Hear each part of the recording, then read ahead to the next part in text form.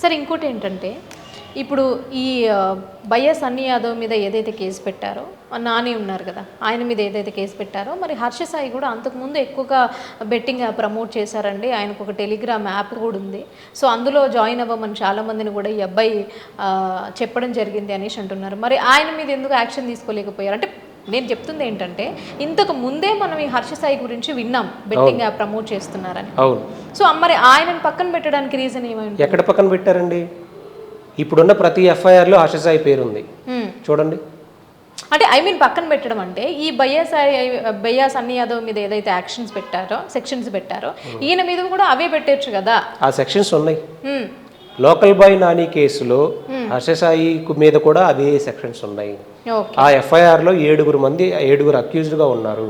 వాళ్ళలో one of the పర్సన్గా ఇతను కూడా ఉన్నాడు, హర్ష సాయి కూడా. అతని మీద కూడా ఇవే సెక్షన్స్ ప్రకారం ఉన్నాయి.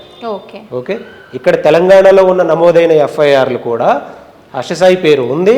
హర్ష సాయి పేరు మీద కూడా ఈ సెక్షన్స్ అప్పుడు ఏ సెక్షన్స్ అయితే పెట్టారో అవన్నీ ఉన్నాయి. చట్టానికి హర్ష సాయో లేకపోతే ఇంకొకళ్ళు ఎవరు ఎగ్జామ్షన్ కాదు. ఇప్పుడున్న వాళ్ళందరి మీద ఉన్నాయి. లేక అతనికి ఏమైనా స్పెషల్ సపోర్ట్ ఏమన్నా ఇస్తుందా ఇది గవర్నమెంట్? అతనికి ఏదో ఇంతమంది మిలియన్స్ ఫ్యాన్స్ ఉన్నారు, అతనికి స్పెషల్ ప్రివిలేజెస్ ఏమైనా ఇస్తుందా? ఇవ్వదు. పోలీస్ ఆఫీసర్స్ కూడా ఏమి ఇవ్వరు. అతని మీద కూడా ఇదే ఎఫ్ఐఆర్లు నమోదయ్యి ఉన్నాయి. ఈ సెలబ్రిటీస్ అందరి మీద ఇదే ఎఫ్ఐఆర్లు నమోదయ్యి ఉన్నాయి. అంతెందుకు ప్రకాష్ రాజ్ గారి మీద ఎఫ్ఐఆర్ అవ్వలేదా? ఆయన ఎన్ని సంవత్సరాల నుంచి ఉన్న యాక్టర్ విజయ్ దేవరకొండ, మరి హర్ష సాయి కన్నా పెద్ద సెలబ్రిటీగా ఆయన పేరు కూడా ఇంక్లూడ్ చేశారు కదా. సో మీరు లా అనేది అందరి కోసం ఒకే విధంగా పనిచేయాలని మనం కోరుకోవాలి. కాకపోతే ఇక్కడ మా మెయిన్ ఎజెండా ఏంటంటే మెట్రో డైరెక్టర్స్ని ఎందుకు పక్కన పెట్టారు అనేది మా క్వశ్చన్. అది కూడా ఇన్వెస్టిగేషన్ చేయాలి అనేది.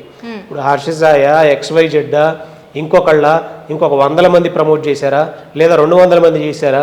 మీరు 2017 నుంచి ఎవరెవరు ప్రమోట్ చేశారో వాళ్ళందరి మీద ఏ సెక్షన్స్ అప్లికబుల్ అవుతాయో అవన్నీ పెట్టండి. అదేవిధంగా మెట్రో మీద కూడా పెట్టండి.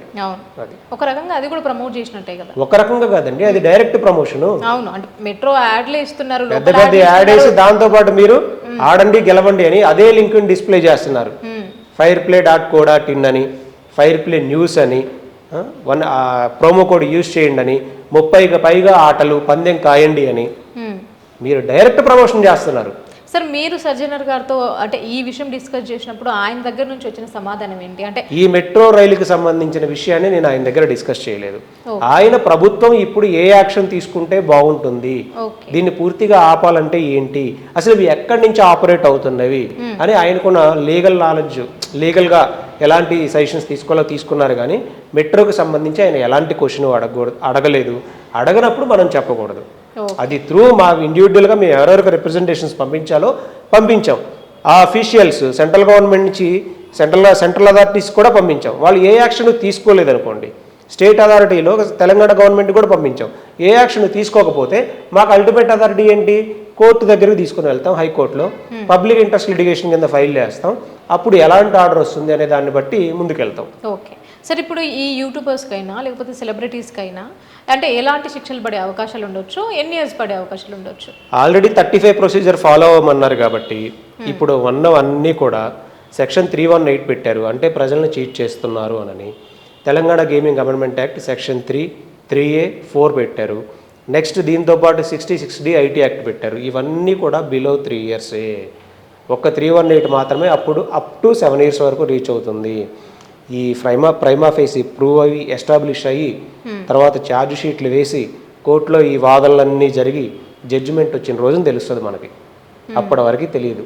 ఎందుకంటే పోలీసులు ఎలాంటి ఎవిడెన్స్ కలెక్ట్ చేశారు, ఛార్జ్ షీట్లు ఏమేశారు, ఆ తర్వాత అక్కడ ట్రయల్ జరగాలి, కంప్లైంట్ ట్రాన్స్పరెంట్గా ఉందా లేదా, విట్నెస్లు ఎవరు, క్రాస్ ఎగ్జామినేషన్ జరగాలి.